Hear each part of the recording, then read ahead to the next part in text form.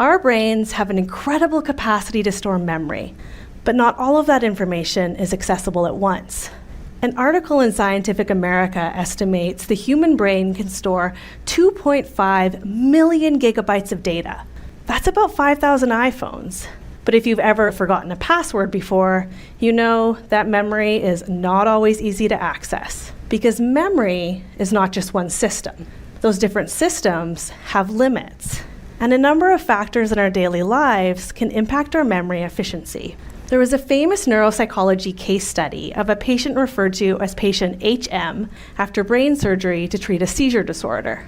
But after his surgery, HM became unable to consciously learn new things. For example, he worked with the same neuropsychologist for years. He never remembered meeting her, he'd introduce himself each time, and he never remembered doing the different tasks that she would bring to test his memory. But here's the interesting part. His performance got better on some of those tasks over time. He never remembered doing them. He always thought he was doing them for the first time, but his brain had learned the procedures without him being aware. We learned from patient HM and others like him that there are different types of memory. Some memories come to mind almost automatically, like if you're walking through a garden and you smell the flowers that your grandma used to keep on her kitchen table, and all of a sudden you're thinking of your favorite memory with your grandma. But other memories take more brain power and effort to recall, like trying to remember my new computer password. Even though our memory storage is pretty impressive, the short-term memory that you're using to keep track of your grocery list is more like 7 plus or minus 2 bits of information. And it's really easy to throw that active, short-term memory off track. The problem? We live in a very distracting modern world. You're at a meeting at work and you're trying to remember all the details of a project that you're working on so that you can share it with your team.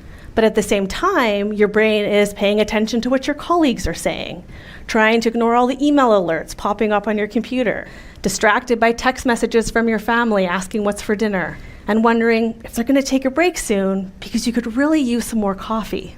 Ignoring all those distractions and competing priorities takes up a lot of energy. When our brains are juggling 400 things, we're more likely to make a memory error, like forgetting a colleague's name in a meeting, or missing a key part of your presentation and then beating yourself up for the rest of the day for making that mistake. Which brings us to another brain-draining habit that can mess up your memory and make it hard to remember where you left your keys. Stress. Doesn't have to be huge or major stressors either. All those day-to-day stresses, pressures, and deadlines take up brain space too and force our brain to do a bunch of mental multitasking. There was a study at the University of California that found when we're interrupted, like with distractions or multitasking, we try to compensate by working faster. But this makes us feel more stressed, and as you can imagine, it's not very efficient. We've all been in situations where we feel a bit stressed out and overwhelmed by our never-ending to-do lists. Stress not only impacts our memory retrieval, so it's hard to remember that door code when you need it. Stress also makes it hard for our brains to problem solve and think of creative solutions, like how I'm going to get into my house when I can't remember my door code. We know all those day-to-day stresses, pressures, and deadlines can mess up our memory. But what about bigger stresses, like the uncertainty and change of living through a multi-year pandemic, financial pressure, family stress? These stresses drain brain resources too, making us more likely to make mistakes and making it harder to remember the things we need to remember. So, memory errors are normal, especially when you're tired, overworked, or stressed out. How do we boost our memory in these situations and recharge those brain cells? It's tempting to try and just think harder, but that doesn't always work. When it comes to our memory, thinking harder doesn't always work because of a process of competitive inhibition of the neurons in your brain.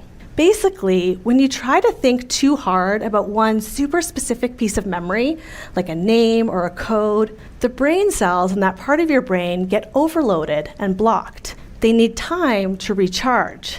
That's why 4 hours later, that memory comes back to you. It's still there, still in your memory storage, just the access route has been exhausted and needs time to reset. Plus, remember how stress makes our brains less efficient? When we're worried about making mistakes, we're more likely to make more mistakes. Do this instead. If you're feeling more forgetful than usual, or your brain feels stuck and you can't seem to find the memory you need, it might be a sign that your brain needs a reset. Can't remember a code or a password? Think about something else for a few minutes. Anything else. Chat with the store clerk at the grocery store about the weather instead of staring at the debit machine trying to remember your bank code. Or pull out your phone and scroll social media for a few minutes. This works because instead of exhausting the brain cells you need to find that memory, you activate other parts of your brain, giving those memory centers a chance to recharge and reset. Making more mistakes than normal at work, you can't seem to send an email without a typo, or you're stumbling over your words in a meeting. Get up and take a real break. Go for a walk around your office, or do something fun for a few minutes. These micro breaks refresh your mental resources and give your brain back the energy and focus it needs to find that information. Memory errors aren't a sign you're losing your mind. They might be a sign your brain needs a little break and a reset.